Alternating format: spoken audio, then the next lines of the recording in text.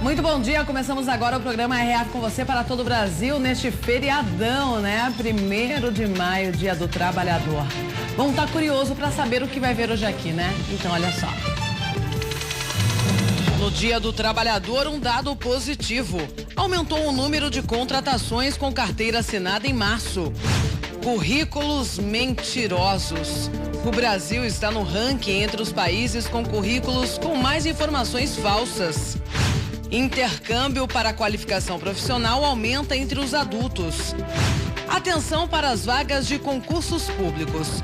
2018 promete ser um ótimo ano para quem procura estabilidade no emprego. Empresas de comércio eletrônico aumentam o valor do frete por conta da violência.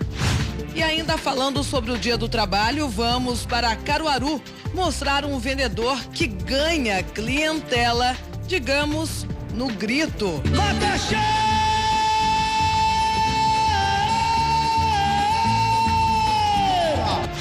O RF com você está apenas começando.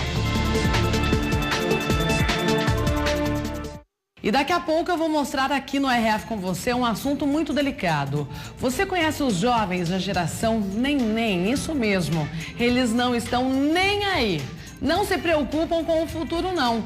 Até um alerta neste dia em que se comemora o Dia do Trabalhador, né? Vamos fazer a primeira pausa do RF com você. Na sequência tem as principais notícias do dia. Não saia daí por nada desse mundo. E vamos ver como está o clima em várias partes do país. Previsão na tela em Limeira. Sol, mínima de 18, máxima de 32 graus. Campinas também, muito sol por lá, mínima 17, máxima de 30 graus. Em Brodowski, interior de São Paulo, mínima 17, máxima de 29 graus. Bom, e já que hoje é o Dia do Trabalhador, começamos as notícias com um dado positivo. O mercado de trabalho criou mais de 56 mil vagas de trabalho com carteira assinada em março. O setor de serviços lidera as contratações. Adriana não para. Ela é supervisora de 150 funcionários de limpeza e manutenção do aeroporto de Curitiba.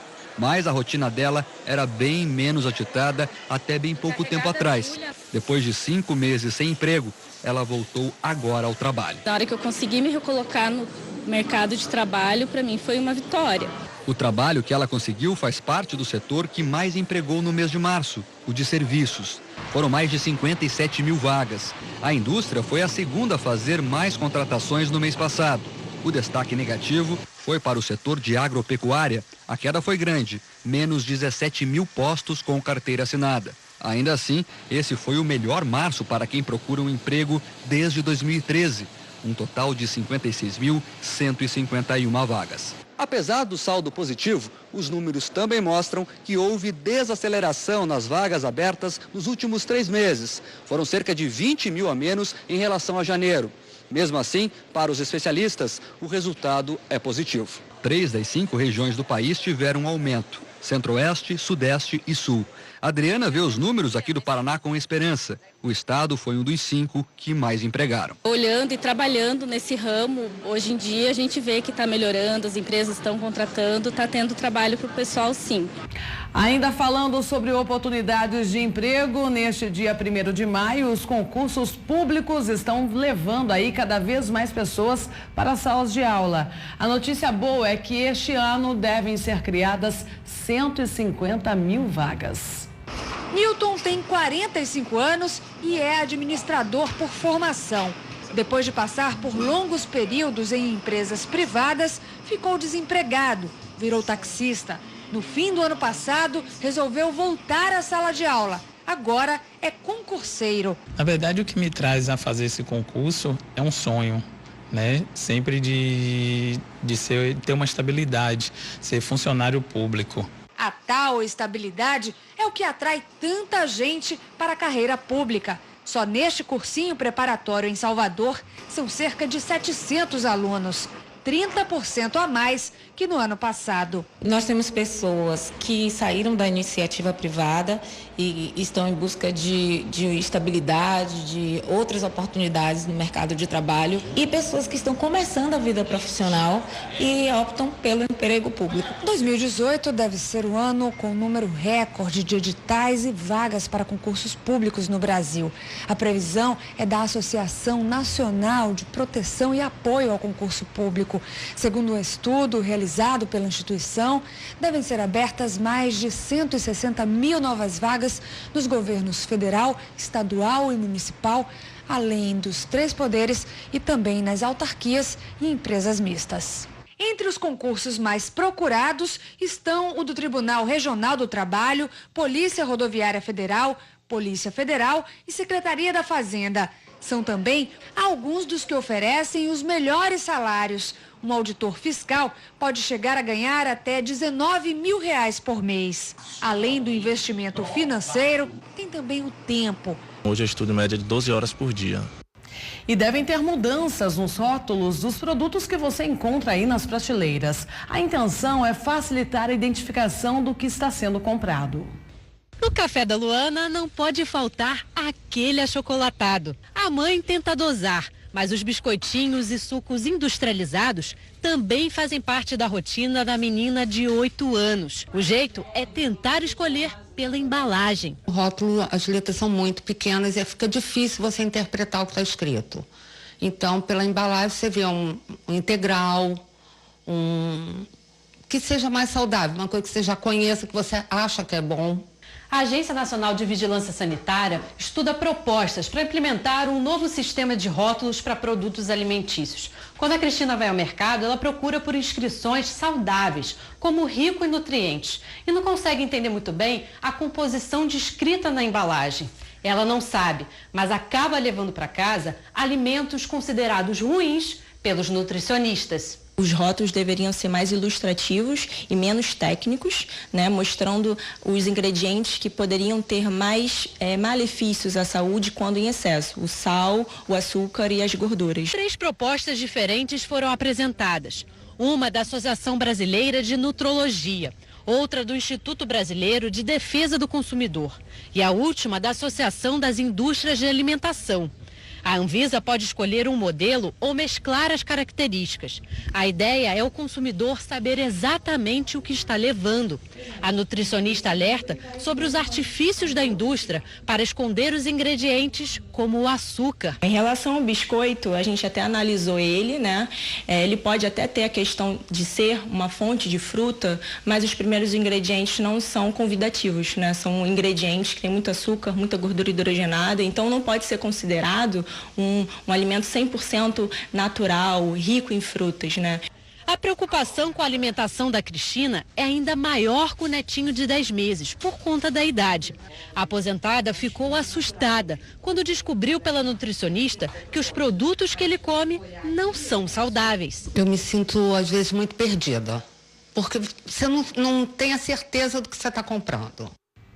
Agora um alerta: compartilhar uma viagem de carro para economizar no percurso é a proposta de muitos aplicativos de carona, mas é preciso ter muito cuidado. Bruna viaja uma vez por mês para Pelotas. Pelo aplicativo, costuma oferecer carona. Nunca teve problema, até o dia que uma passageira pediu para levar o cachorrinho no banco de trás, sem os equipamentos de segurança. A motorista atrasou a viagem e cancelou a carona na hora. Eu disse, não, no colo eu não posso carregar ele, porque se a polícia rodoviária para, eles podem aplicar multa ou coisas do tipo, e se eu preciso frear, né, o cachorrinho pode voar, bater no vidro ou acontecer alguma coisa pior. Se a distância for longa entre 2 cidades, por exemplo, a carona compartilhada sai até metade do valor do ônibus leito. Para o motorista, também sai mais barato dividir os gastos. Por isso, essa é a opção para muita gente. Mas como é um acordo informal entre as pessoas, problemas podem acontecer.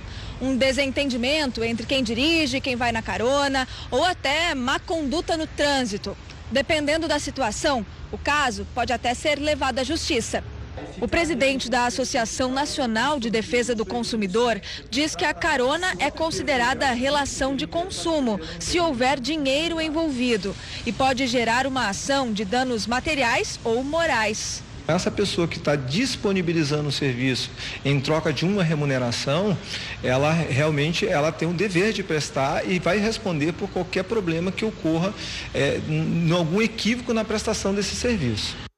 Empresas de comércio eletrônico estão aumentando o valor do frete. O motivo, a violência. Em alguns locais, as entregas nem são feitas. Empacotar, proteger os produtos e lacrar as caixas uma por uma. Daqui saem por mês 1.200 embalagens para o consumidor de internet. Sem loja física, essa empresa de comércio eletrônico depende 100% das entregas. Com o aumento da violência, a gente tem percebido que algumas transportadoras optaram por não trabalhar mais em algumas praças do Rio de Janeiro. As empresas que não suspenderam as entregas aumentaram os fretes. A gente teve um reajuste médio de em torno de 15% nos últimos 12 meses, que é um reajuste bem considerável, um valor alto. E isso tem um impacto significativo na receita da empresa, né? Resultado, a empresa de Márcio, que tinha crescido 40% em 2017, pisou no freio este ano. Empresários do setor de comércio eletrônico calculam que o custo médio das remessas no Rio aumentou 10% só no primeiro trimestre do ano. E quem paga a conta, claro, é o consumidor. Elaine trabalha, faz faculdade e tem 3 filhos. Para dar conta de tudo e ter tempo para dormir à noite, depende das compras pela internet. Eu compro tudo, praticamente. Eu compro móveis, material escolar, livros, roupa, até compras eu faço pela internet, até compras de mercado. Os custos das remessas estão pesando tanto que Elaine não vê alternativa. Muitas mercadorias já deixei de comprar até porque não estava valendo, o valor do frete estava sendo maior do que o valor do objeto. Você aí de casa ainda usa o orelhão? Pois é, eles estão desaparecendo das ruas e os que existem nem sempre funcionam. É que a concorrência com o celular se tornou desleal. Vamos ver. O foco agora é outro, o celular. Em todo o país ainda há pelo menos 770 mil orelhões. Parece muito, mas é quase nada quando comparado ao número de celulares. São 236.488.548 linhas em operação, um número 306 vezes mais alto. Faz quanto tempo que você usou um orelhão pela última vez? Eu acredito que uns 10 anos. Depois que entrou os celulares agora, a gente faz tempo que nem vê mais a cidade, vê assim, eles quebrados, sem utilização nenhuma. Nossa, nem me lembro a última vez que eu usei orelhão. Apesar de pouco utilizados, os telefones públicos devem permanecer nas ruas. A explicação, segundo a Anatel, é que eles são acessíveis a todos.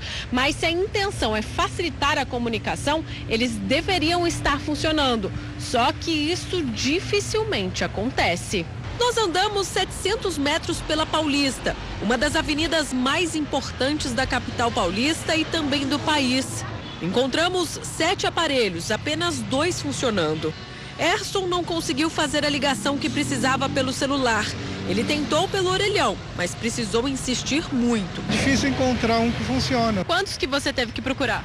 Aproximadamente uns 5. De acordo com a Anatel, cerca de 20% dos telefones públicos não estão funcionando. Os motivos? Falta de manutenção ou vandalismo. São quase 160 mil aparelhos quebrados no Brasil. A gente liga, mas ele não funciona, nem da linha. A gente sempre olha ou não tem o fone para falar ou não tem as teclas, realmente não funciona. Marcelo trabalha em um bar que fica em frente a 2 orelhões. Ele diz que nunca vê ninguém usando. Segundo o gerente, os aparelhos geralmente estão estragados. Marcelo nem se lembra há quanto tempo deixaram de vender os cartões usados para fazer as ligações. Eu trabalho nesse bar há 22 anos, então nem vendo cartão porque não se usa mais. Hoje em dia mais é colocar celular, né? Colocar crédito, então a gente nem vende, também nem se usa isso daí. A lei determina que toda região ou cidade com mais de 100 moradores deve ter um telefone público num raio de 300 metros. Todos eles devem ser adaptados a cegos e 2,5% a pessoas com deficiência auditiva, de fala ou motora.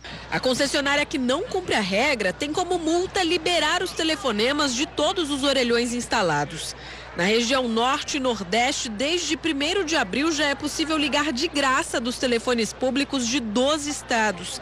A Bahia é um deles. Eu acho super importante, já que nós, às vezes, estamos numa situação de emergência e a gente não tem nem como acessar do celular o 0800. Agora mesmo a gente vem que acessar via telefone público. Mas Lídia deu sorte. A reclamação de muitos é que é difícil usufruir do benefício. Me ligar para o 0800 eu não consegui. Não está nem chamando. Mesmo problema constatado no Amazonas. Onde deveria haver um telefone, só sobrou a estrutura. Em Pernambuco, apenas 62% dos telefones públicos funcionam. A operadora não se adequa há 3 anos. Por causa disso, a população ganhou mais 6 meses sem tarifas nos telefonemas. Ainda assim, é bem difícil conseguir usar o aparelho. Quando digita para celular, para no meio do caminho. Fixo deu ocupado, não pegou. A operadora tem que manter 90% dos orelhões disponíveis do estado, tem que manter esses 90% em funcionamento. Nessas comunidades pequenas, como eu mencionei, 95% dessas comunidades têm que ter o seu orelhão público disponível em funcionamento, apto a ser uso pela população. No Rio Grande do Norte, apenas 55% dos telefones públicos funcionam. Na Paraíba, 58%. E em Alagoas, 71%. Depois de 6 meses de gratuidade nos estados do Espírito Santo, Santa Catarina e Sergipe, as ligações voltaram a ser cobradas pela prestadora. Segundo a Anatel, a empresa atingiu o número mínimo de aparelhos exigidos. Guilherme diz que em Brasília os orelhões são raros, tanto que foi só aqui em São Paulo que o filho Theo aprendeu para que servem os aparelhos. A primeira ligação do menino de 4 anos marcou a viagem. Experimentamos para ele falar com os avós, só para conhecer mesmo, porque ele nunca tinha visto um. E a gente é de Brasília, lá tem muito pouco também, então a gente viu por curiosidade aqui em São Paulo. Olha, eu nem me lembro quando eu usei a última vez um orelhão na minha vida. E vamos então para a reportagem do dia. 11 milhões de jovens não trabalham e não estudam. A geração nem está com o futuro ameaçado porque não consegue se colocar no mercado de trabalho e, consequentemente, não investe em uma formação. Gabriel faz parte de um grupo que tem preocupado especialistas. A chamada geração nem. Hoje ele nem estuda e nem trabalha, mas não é por falta de vontade. Gabriel parou a faculdade porque perdeu o emprego. Eu estudei primeiro ano em escola particular e já o segundo e o terceiro em escola pública. Só consigo descontos na parcela, eu não tenho como minha mãe me ajudar, não tenho essas condições. Gabriel é só um exemplo entre tantos jovens brasileiros. De acordo com o Banco Mundial, 11 milhões de jovens entre 19 e 25 anos formam um grupo chamado de nem. Nem trabalham e nem estudam. É como se 1/4 da população brasileira estivesse parado, sem saber para onde ir. O problema é a evasão da escola e depois a falta de oportunidade para os que se formam no ensino médio. É uma geração de jovens que acabaram, às vezes, desistindo do estudo por uma falta de recurso. Os dados estão num relatório divulgado em março. Nós conversamos pela internet com a coordenadora do estudo. De Washington, nos Estados Unidos, a economista explica por que este fenômeno acontece. Às vezes o jovem pode estar na escola e pode estar desengajado porque a educação dele está de baixa qualidade. O estudo analisou jovens de vários países e mostrou uma realidade preocupante no Brasil. Aqui, a formação educacional ainda é muito falha e pouco valorizada.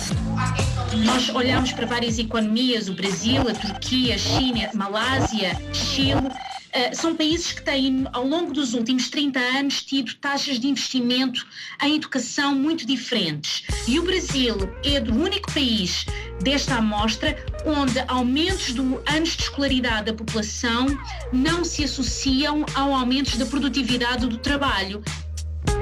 Na Malásia, por exemplo, 1 ano a mais na escola significa um aumento de $3.000 no salário. Na Turquia, são em média $4.000 de melhoria. No Brasil, quase zero. Uma outra dificuldade para o jovem é conseguir um emprego com carteira registrada ou fazer estágio na área de atuação. O jeito é se virar com bicos. Camila, de 20 anos, faz maquiagem e decoração para festas. Aprendeu tudo vendo vídeos explicativos na internet. Ela faz tudo isso para pagar a faculdade de Direito. Você conseguiu uma bolsa de 50%? Isso, eu consegui a bolsa de 50%. Tentei a de 100%, mas infelizmente não consegui. Então ficou por 806, a metade. Nem todo mês ela ganha o suficiente para arcar com a mensalidade. Com muito trabalho, Camila consegue uma média de R$600. Onde meu pai entra com uma pequena parte, né? Que é o único que ele pode me ajudar para complementar e eu conseguir pagar aquele mês. Então tá sendo muito puxado mesmo, muito, muito, muito. O pai e a mãe de Camila não tiveram estudo. O pai perdeu a visão depois de um assalto. Vive com uma aposentadoria de R$1.600. A mãe perdeu emprego numa creche e não conseguiu mais trabalho. Mesmo com dificuldade para fechar as contas, eles tentam ajudar no que podem. Eu ajudo no que é possível, mas se Deus quiser, ela vai ter uma formação superior que infelizmente eu não tive a oportunidade. Camila faz de tudo para não cair na geração neném. Ela está no 1º semestre de Direito e sonha em concluir o curso e conseguir um bom emprego. Quero me formar, eu não quero começar e parar. Chegar um determinado semestre, um determinado mês e falar que eu não consigo, não vou trancar a faculdade. Não, eu não quero fazer isso. Eu quero seguir os 5 anos direto e chegar na minha formatura firme e forte. O caso da Camila também é citado na pesquisa do Banco Mundial. Jovens que têm dificuldade em investir na formação. São 14 milhões de pessoas com o futuro ameaçado. Muitas vezes não é que não trabalham, mas não trabalham no mercado formal. Então eles acabam tentando completar a faculdade, talvez mais para frente, e buscando oportunidades de trabalho onde eles possam gerar uma renda para pagar a universidade. Gabriel está em busca de oportunidades, mas não está fácil. Atualmente ele se enquadra entre os neném. Ele conta que até hoje só teve um trabalho com carteira assinada. Trabalhei num jornal impresso, fui diagramador lá, porém com a crise também, foi um jornal que teve que fechar as portas, então uma coisa segura, uma coisa concreta que me dava faculdade, ajudava em casa, fechou e aí foi onde eu entrei nesse neném. Gabriel já cursou até o 5º semestre de Engenharia Civil. Engenharia Civil, meu sonho. Não conseguiu estágio remunerado e fazia pequenos trabalhos para se manter. Então, era uma coisa que eu precisava de pequenas rendas para tentar complementar tudo para poder estudar. Mas a situação ficou insustentável. Ele precisou trancar a faculdade. Agora segue na busca por outra colocação em qualquer função para ganhar dinheiro. Eu estou indo para uma entrevista daqui a pouco para um restaurante e para a vaga de garçom, que é uma vaga que eu sei que demanda muito tempo, uma correria, uma dor de cabeça, mas eu sei que é algo que tem um retorno financeiro que possa suprir essa minha vontade, essa minha necessidade da minha sonhada faculdade. Gabriel não vai desistir. De acordo com os especialistas, a realidade exige empenho para driblar as dificuldades. A questão da compensação da falta de oportunidade tem que ser, ou tem que acontecer basicamente em função de quem ele é, ou seja, da atitude que ele toma no trabalho, da determinação que ele tem, da ambição, do esforço, da persistência, da resiliência, da maneira como ele se relaciona emocionalmente com seus colegas, da maneira como ele consegue se conectar com as pessoas. Tudo isso tem muito valor.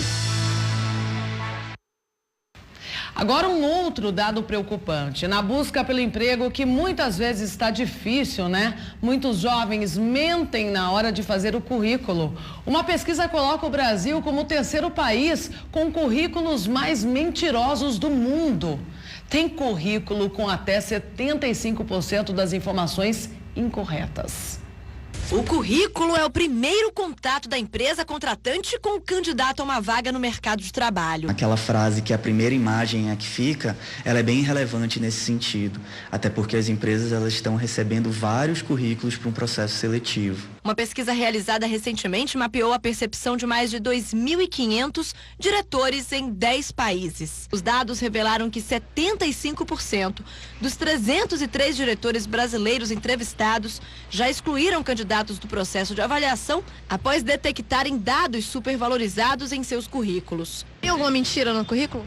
Tem sim. Tipo o que, por exemplo? Acho que esses cursinhos básicos, né? Isso acontece mesmo. Colocam cursos onde não tem, língua estrangeira e vão embelezando. Se ele inicia um processo seletivo já mentindo, o que a gente pode esperar desse candidato, né, profissionalmente? Então, se ele não é ético nas informações que ele passa em um currículo, imagine em um dado, em uma informação no setor que ele vai trabalhar, se ele trabalhar com informações confidenciais. Como o currículo é importantíssimo, vamos às dicas para que você consiga chamar a atenção de quem vai olhar o documento sem precisar mentir as informações. Primeiro, as informações precisam ser sucintas. Se as empresas estão recebendo vários currículos, você tem que ajudá-las a não perder tempo. Focar nos pontos fortes pode ser a segunda dica, né? Valorizar o que você faz bem. Isso eleva a sua autoestima e, se são habilidades comprovadas, podem facilitar a sua empregabilidade. Uma terceira dica é você usar sua criatividade na apresentação do seu currículo, né? Você pode adicionar ao seu currículo também uma carta de recomendação das empresas onde você já trabalhou. E, claro, não podemos deixar de fora evitar os erros de português. Não dá para mentir, né? Mas tem aquelas pessoas que não mentem e vão realmente em busca de qualificação. O intercâmbio está em alta entre as pessoas mais velhas. O número de pessoas com mais de 30 anos que procura ir outro país para estudar aumentou 38% em todo o país. Érica trocou as férias do ano que vem por um curso de inglês em Toronto, no Canadá. Vai passar pelo menos um mês por lá estudando. Já tinha feito um curso de inglês, mas nunca adquiri a fluência. E aí eu acho que viajando, ficando um mês, vamos dizer, mergulhadas assim, no idioma, eu acho que vai ser muito proveitoso e acho que vai me trazer essa fluência que eu estou buscando. O número de pessoas com mais de 30 anos que buscam intercâmbio no exterior subiu 38% nos últimos 2 anos em todo o país. E Brasília tem acompanhado esse crescimento. As agências especializadas registraram até 35% mais clientes com esse perfil no mesmo período. E muitas vezes essa viagem é só de ida. Às vezes nem volta. Eu vi um caso recentemente de uma pessoa que foi justamente isso, estava estagnado na carreira, sentiu que precisava de um upgrade, pegou um curso de reciclagem na tecnologia, né, de TI, e com estágio obrigatório lá no Canadá, ele fez o estágio não remunerado em uma empresa e recebeu a oportunidade de ficar lá, nem voltou para o Brasil. O especialista destaca que a maior parte do público busca cursos de especialização para alavancar a carreira profissional. O investimento é alto. Um curso básico de um mês em países como o Canadá ou a Nova Zelândia não sai por menos de R$5 mil, com acomodação, café da manhã e almoço, mas sem incluir gastos com passagens e outras taxas. Mas com a crise econômica e o desemprego, cada vez mais gente tem interesse no intercâmbio.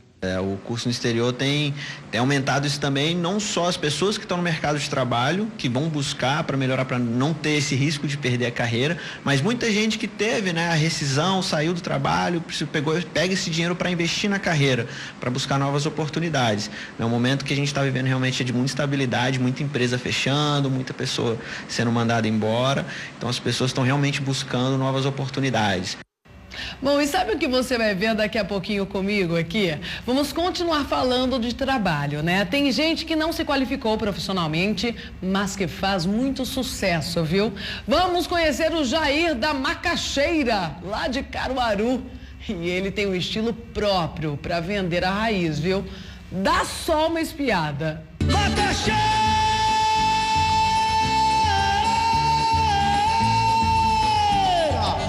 Aí não tem jeito, né? A gente compra mesmo a macaxeira do Jair. Bom, vamos fazer mais uma pausa, não saia daí por nada desse mundo, porque daqui a pouco tem o Jair da Macaxeira. E no Dia do Trabalhador, quero mostrar para vocês a história de um ambulante mas muito conhecido em Caruaru, Pernambuco. É o Jair da Macaxeira. Ele tem um estilo próprio e bem conhecido de vender a raiz pelas ruas, viu? Vamos ver agora.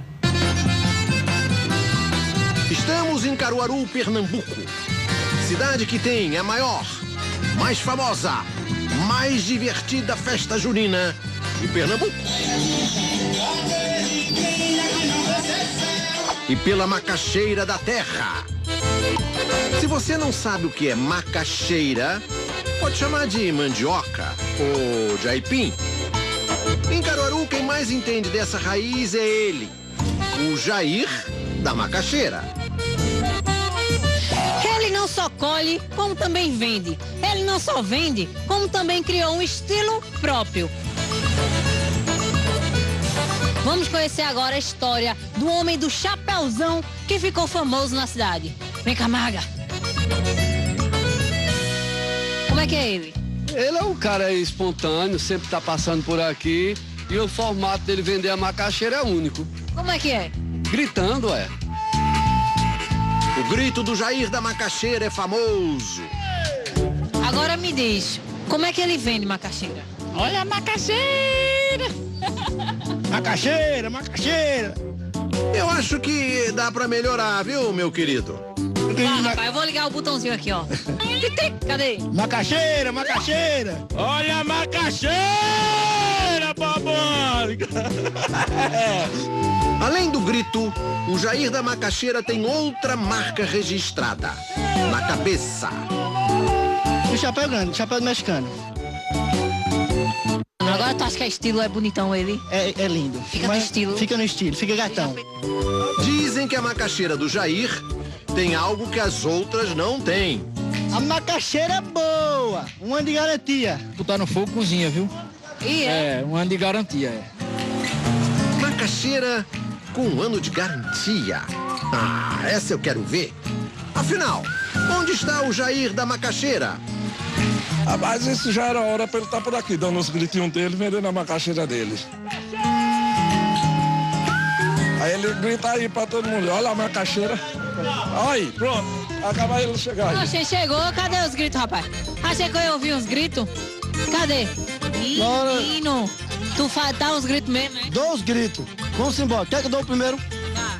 Macaxeira!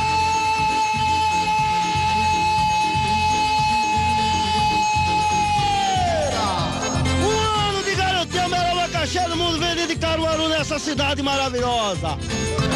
Tá na hora do Jair pegar a macaxeira direto na fonte. Maga, vamos com ele. Vamos embora, aonde?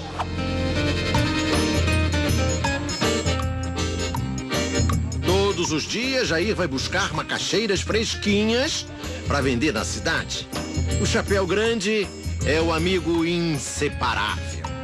Enquanto colhe a raiz, Jair esquenta a voz. Macaxeira!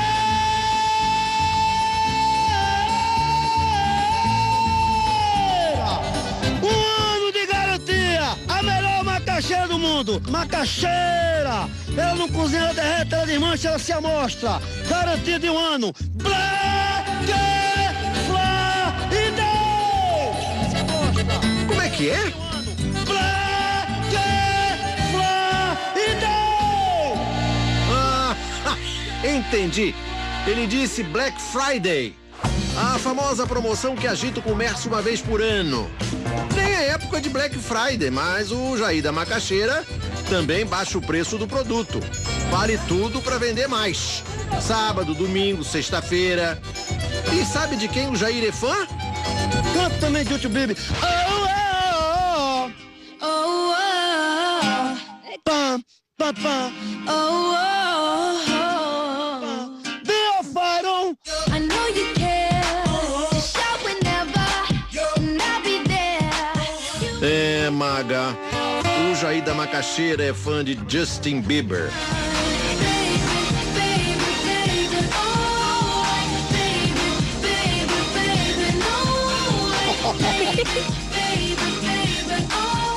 O vendedor Jair dos Santos ficou conhecido em Caruaru como o Jair da Macaxeira. O chapéu e o grito são inconfundíveis. Macaxeira!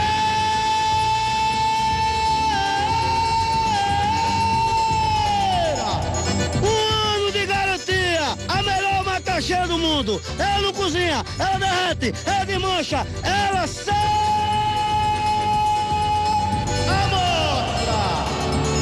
Todos os dias, Jair colhe centenas de quilos de macaxeira para vender. Eu colho a macaxeira aqui com meus amigos e levo para Caruaru. Lá eu distribuo um pouco, em grosso, e depois eu saio vendendo em quilo para o pessoal comer. Quantos quilos de macaxeira, mais ou menos, você vende por dia? Por dia, daqui da roça eu levo 500, 600 quilos, todos os dias. É. E carrega como tudo isso? Vai no carrinho.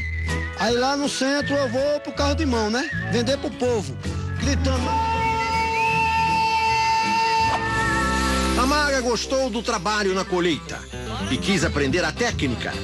O professor se prepara.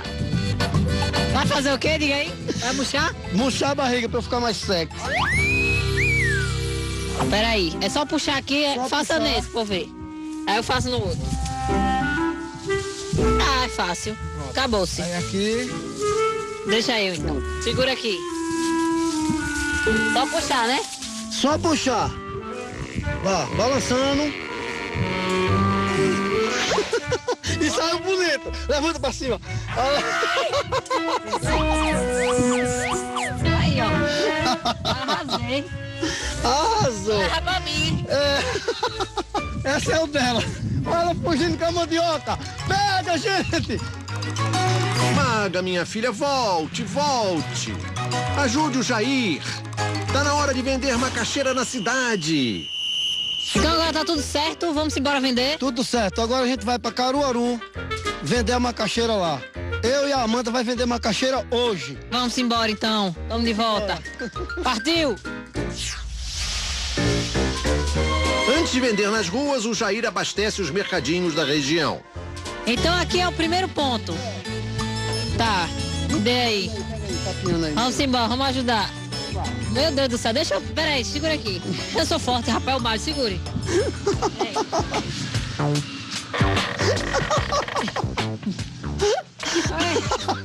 Maga, para com isso, menina.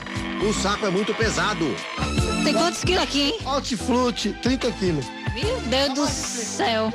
Tem mais de 30 isso aí. É macaxeira que não acaba mais. O rei da macaxeira, sou eu que abasteço as pessoas. Todo dia seu Jair vem trazer meio mundo de macaxeira. Meio mundo de macaxeira, todo dia tá aqui. Agora me diz, ele também grita aqui ou ele só entrega? Só pode entregar. O senhor já viu ele vendendo macaxeira? Não, nunca vi não. Seu Jair vai ter que mostrar ele. Macaxeira!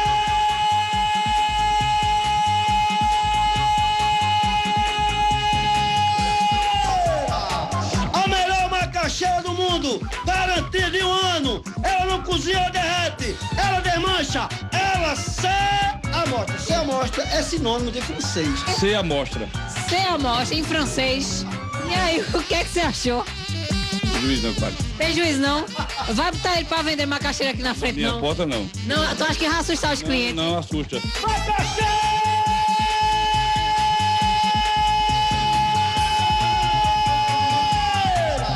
A melhor macaxeira vendida em Caruaru, nessa cidade maravilhosa. Um ano de garantia. Bora comer!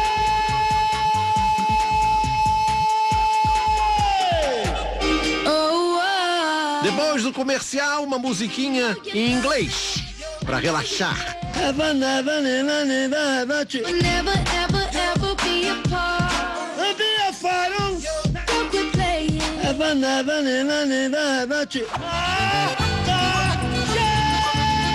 Jair decidiu gritar, porque antes do grito não conseguia vender nada.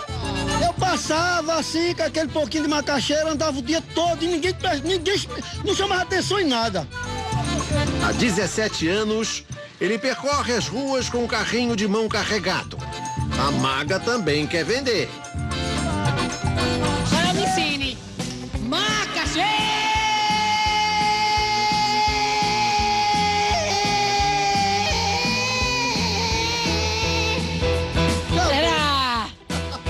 Foi bom? Foi.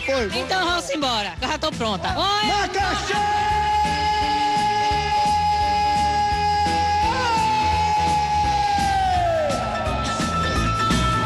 A balança do Jair é moderna, portátil e digital. 2 quilos e... 255 gramas. Ainda dá um chorinho, né não? Obrigada. É quanto cada quilo? 1 é 3, 2 é 5. Aqui, ó, 5 conto. Pronto. Valeu. Arrasou, vai fazer a macaxeira? Claro. Ou vai dar pra mãe fazer? Não, pra mãe. Pra mãe. Por onde passa, o Jair da macaxeira ensina o grito de guerra. Macaxeira!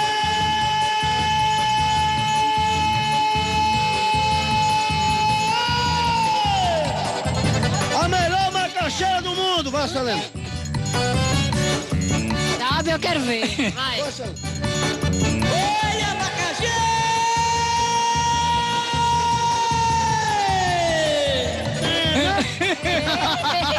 Quero ver se é boa de gogó. Vai, 1, 2, 3. Olha a macaxeira! Tá fraco. Maga, coloca o chapéu do Jair na cliente pra ver se ajuda. Agora vai melhorar, quero ver, vai. Olha a macaxeira!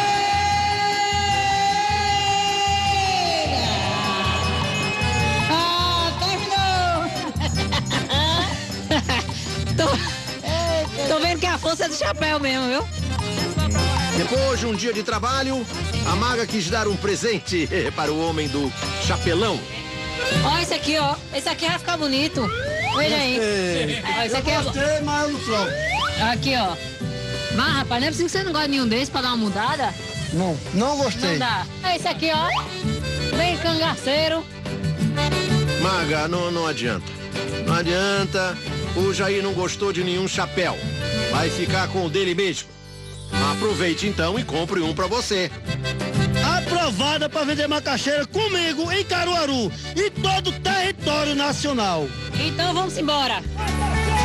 Um vendedor de macaxeira que solta a voz na hora de colher.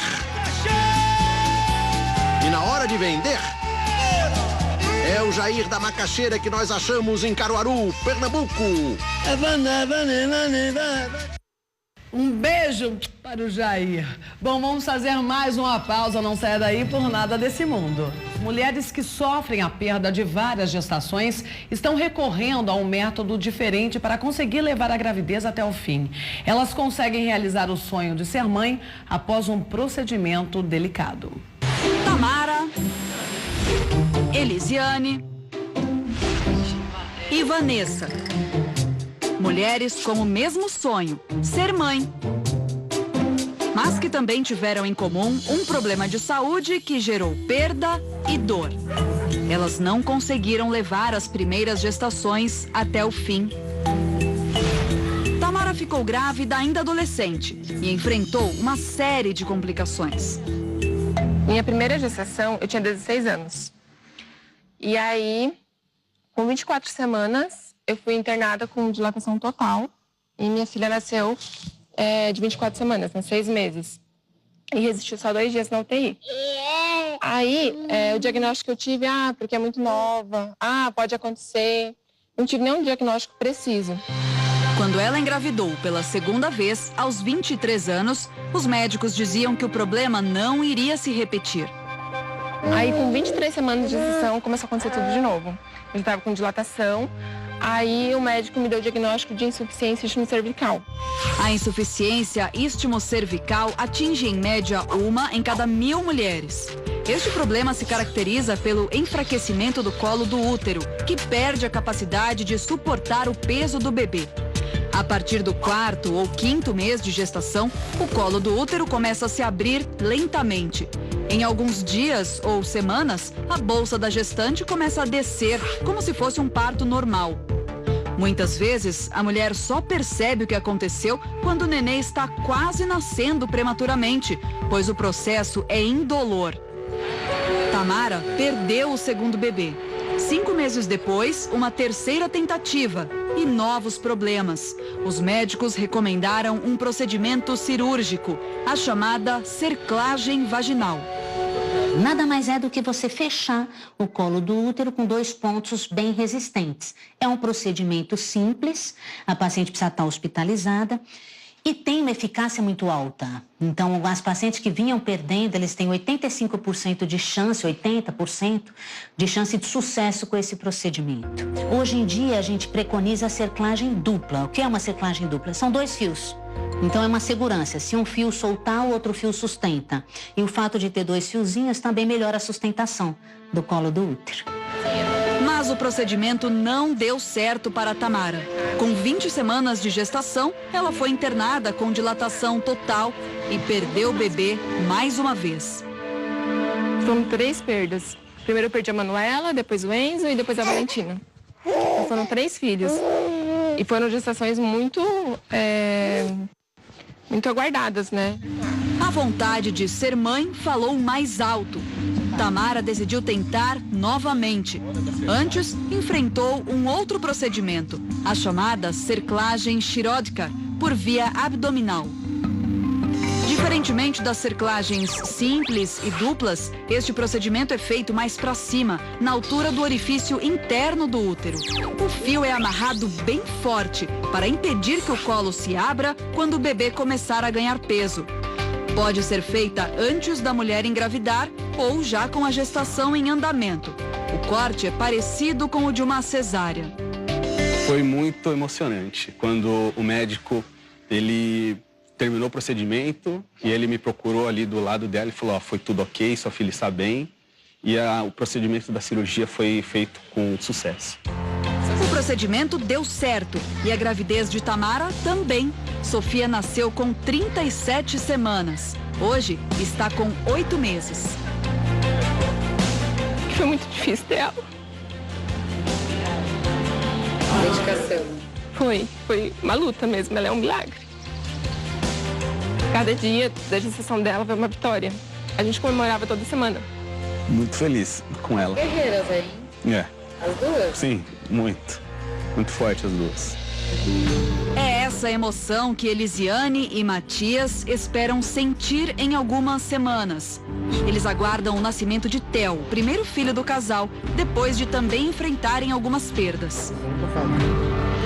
Eles estão juntos há 10 anos. Elisiane já era mãe de Maria Eduarda, de 15, fruto de um relacionamento anterior. Mas quando engravidou de Matias, ela sentiu as contrações com apenas 26 semanas. Deu entrada no hospital já em trabalho de parto. Aí ele acabou nascendo, ficou 12 horas vivo, internado na UTI neonatal. Era um menino? Um menino. Mas acabou falecendo por causa dos pulmões, que ele estava muito... tinha formado direitinho ainda. Muito frágil. E você, Matias, nessas 12 horas? Essas 12 horas foram, assim, de muita esperança, né? Que ele sobrevivesse. Mas aí, chegando de manhã no hospital, a psicóloga do hospital me chamou e falou que ele, infelizmente, não tinha resistido e tinha falecido.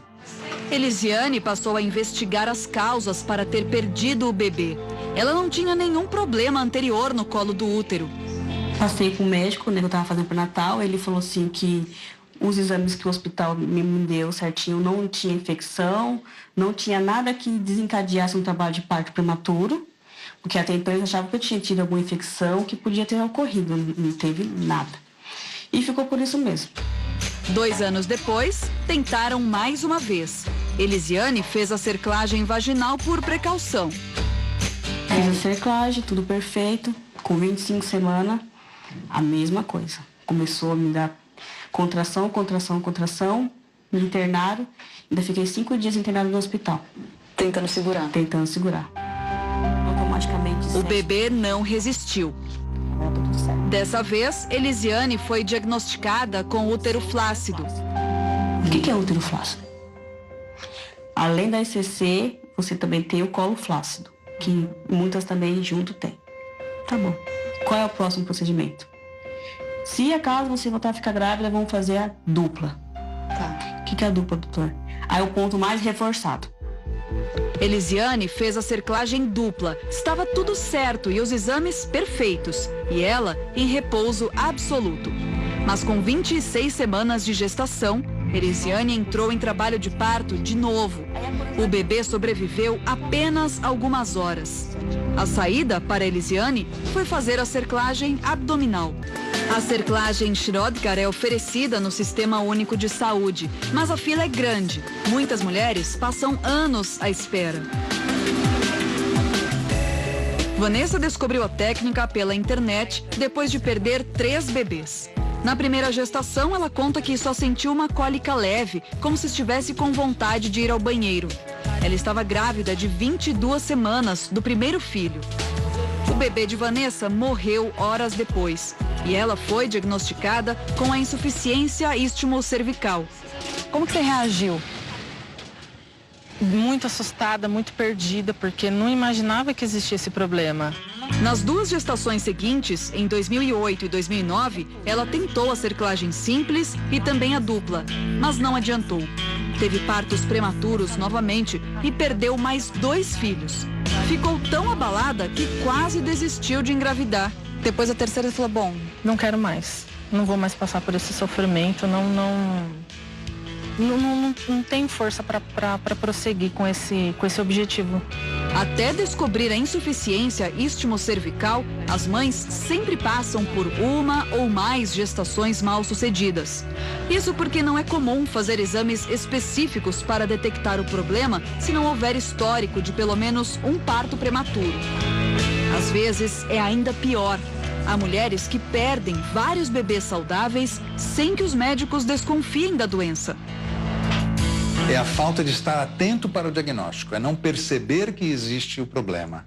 Então, é não escutar a história da paciente adequadamente, não saber que ela teve uma evolução para uma dilatação sem dor. Essa é a grande chave para o diagnóstico.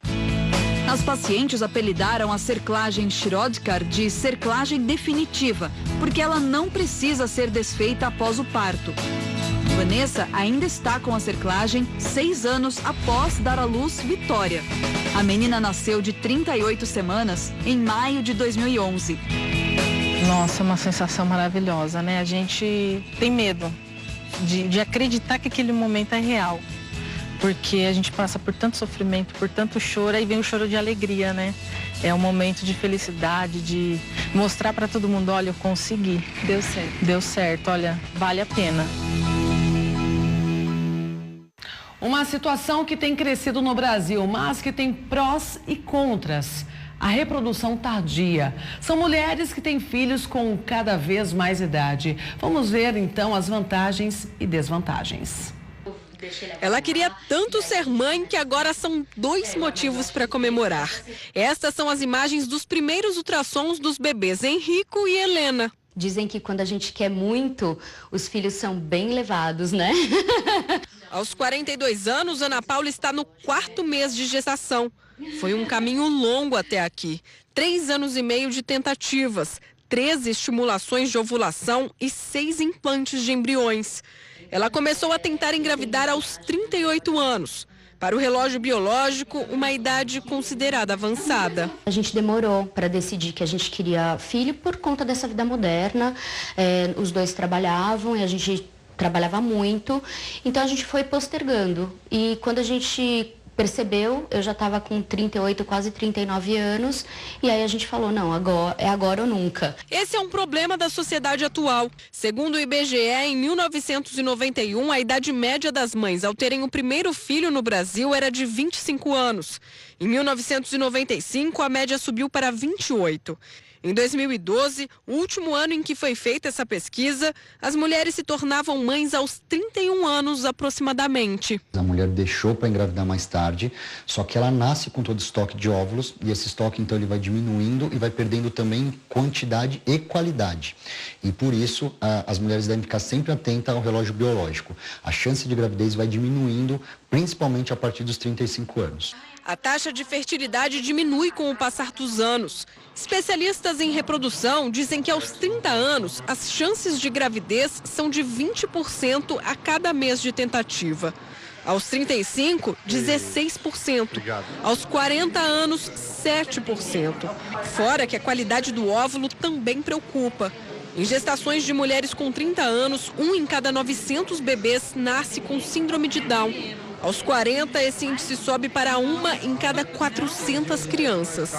Isso não significa que necessariamente é preciso ter filho aos 30 ou no máximo aos 35 anos. Com o avanço da medicina, hoje muitas mulheres já congelam os óvulos enquanto estão sadios para garantir uma gravidez no futuro. Mesmo sem esse planejamento todo, também é possível ser mãe, só que com óvulos doados por outra pessoa. A doação ela é anônima, então doadora e receptora não podem se conhecer. A doadora tem que ter no máximo 35 anos, não pode ter nenhuma doença genética, doença infecciosa, e ela doa parte dos óvulos dela para uma paciente receptora com as mesmas características físicas. Com óvulos doados, não há limite de idade para a maternidade. Há 3 anos, o Conselho Federal de Medicina liberou esse tipo de tratamento também para as mulheres de mais de 50 anos. Com isso, o número de partos nessa faixa etária saltou de 17 para 343 por ano. Norma faz parte dessa estatística. Aos 64 anos, ela deu à luz a Ana Letícia. É a mulher mais velha a se tornar mãe no Brasil. A procuradora tentava há 30 anos e fez a fertilização in vitro. A menina nasceu prematura de 8 meses com 1,7 kg. A gravidez nessa faixa etária exige um acompanhamento médico mais próximo. Os principais problemas são a pressão alta e diabetes, além do aumento das chances do bebê nascer prematuro. Um sonho que ainda custa caro, de 20 a 25 mil reais por tentativa de fertilização. Para Carla, algo que não tem preço. Parar tudo para cuidar do choro dos gêmeos de 3 meses é uma realização. Isso, e aí quando você chega e entra nesse quartinho e vê um pedacinho, 2 pedacinhos seus, né, que estavam dentro de você e agora estão aqui, é um sonho e é a felicidade, assim, essa felicidade a cada dia, assim, de você olhar para eles e ver que eles estão bem, que eles são saudáveis. Mãe aos 42 anos, a psicóloga passou 3 anos na expectativa. Optou pela fertilização in vitro e acompanhou todo o desenvolvimento de Rafaela e Vinícius desde que eram embriões. É um processo dolorido, solitário e muito sofrido. Mas se você me perguntar, faria de novo? Faria de novo. Tudo de novo. Tudo de novo. Exatamente por essa sensação de chegar aqui agora e vê-los, né? Vê-los bem e ver que essa luta valeu a pena. Agora um alerta para os pais. Muitos adolescentes estão tirando a própria vida após entrarem aí em desafios pela internet. Igor Pires Moreira tinha 15 anos, era cheio de amigos, tinha uma namorada e aparentemente vivia como qualquer outro adolescente. O Igor era um filho muito carinhoso, muito amado por todos, de um carisma e de uma educação enorme. A rotina do Igor era assim, ele ia para a escola, chegava em casa, almoçava e vinha para cá. Passava a tarde com os jogos online, jogos esses que a mãe via, jogos comuns entre os adolescentes. Só que depois da morte, os pais acreditam que ele participava de um jogo muito mais perigoso, do qual ele nunca falou. No dia 21 de fevereiro, Igor se enforcou numa casa da vizinhança que estava vazia. Horas antes, ele tomou várias cartelas de remédios de pressão do pai. Quando a mãe descobriu, ele fugiu de casa. E quando nós chegamos no quarto dele, que eu fui até pegar o computador dele estava formatando. Quando ele sumiu, a primeira coisa que ele fez foi formatar o computador. A polícia acredita que Igor seja mais uma vítima de um grupo que se espalhou pelas redes sociais, conhecido como The Haters ou os odiadores. Pelo menos 6 suicídios de jovens de Goiás estão sendo investigados. Em 5 casos, um elo em comum: a amizade nas redes sociais com o líder do grupo The Haters, que atende pelo nome falso de Igor Akbar. Um fato em específico que chamou muita atenção foi a presença de alguns jovens estranhos, aquela relação de amizade que o adolescente Igor possuía, estarem no velório do início ao fim, tirando fotos, né, como se estivessem participando de um evento realmente que não fosse um velório. Através, então, da identificação desses jovens, nós chegamos a esse grupo cibernético chamado The Haters. O principal alvo do The Haters são jovens com algum tipo de depressão. O grupo utiliza as redes sociais para induzir crianças e adolescentes a tirarem as próprias vidas. A lógica é parecida com o jogo da baleia azul, que estabelecia desafios que levavam os usuários ao suicídio. A família de Igor não entende a participação do filho neste tipo de grupo, mas poucos dias antes da tragédia, a mãe teria identificado uma das tarefas: a automutilação. Não existe uma única causa para alguém se matar. O que a gente pode entender é que existe uma disfuncionalidade, que existe aquilo que eu chamo de processo de morrência acontecendo, uma complexidade de processos autodestrutivos que culminam no suicídio. De Goiânia para Rio Verde, cidade a 3 horas da capital. Aqui encontramos Eunice e as fotos de Caroline, que aos 15 anos se jogou do alto do prédio da escola onde estudava. Foi da mesma forma que aconteceu em Goiânia. É isso que a gente tem ligação, sabe? O inquérito ainda não voltou de Goiânia, a gente não pode afirmar nada, não pode ter certeza de nada, mas eu acredito que tem alguma ligação, sim. Caroline fazia tratamento para depressão e distúrbios alimentares. A jovem chegou a cortar os pulsos, mas segundo a família, parecia se recuperar. Fazia planos para o futuro e passava muitas horas no computador, mas sempre com a desculpa dos estudos. O que é que acontece com essa geração? Que é vazio de quê? Porque não é falta de amor, não é falta de carinho, é falta de quê? E de pensar que tem alguém que tem a capacidade de incentivar a outra pessoa a tirar a própria vida, isso é muito triste, sabe? A gente tem que fazer alguma coisa urgente. Os adolescentes se sentem vazios, sabe? Se sentem sem fé. Mas no meio de tantas histórias tristes ligadas a estes grupos, encontramos uma de superação. Os sinais da automutilação estão quase desaparecendo, mas foram 5 anos se ferindo. A jovem prefere não se identificar. Meio que usava aquilo como uma forma de me aliviar toda aquela tensão que eu sentia, sabe? Era uma forma de que eu buscava pra tudo ficar bem. Tipo, eu achava que quando eu me cortasse, eu ia dormir depois e tudo ia ficar normal. A adolescente costumava desabafar na internet, escrevia frases que mostravam o seu desespero. Estava a ponto de cometer um ato extremo. Um dia, escreveu uma mensagem em que parecia se despedir. A postagem não passou despercebida. Uma das pessoas que viram as palavras de socorro foi a delegada da mulher de Rio Verde. Começou uma corrida contra o tempo para descobrir onde estava aquela garota. Junto com uma psicóloga, a delegada abordou amigos da adolescente nas redes sociais e conseguiu o endereço. No dia, né, eu e a psicóloga que encontramos com ela, a gente ofereceu o apoio psicológico, né? O apoio psiquiátrico, a gente ia fazer o encaminhamento para ela tomar medicação se fosse necessário e também a amizade. O esforço valeu a pena. A menina aceitou a ajuda e o tratamento, mas nem todos os casos terminam com um final feliz.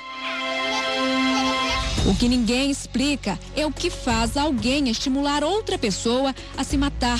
A polícia já tem a identificação dos integrantes do grupo The Haters, mas a informação segue em sigilo para não atrapalhar a investigação.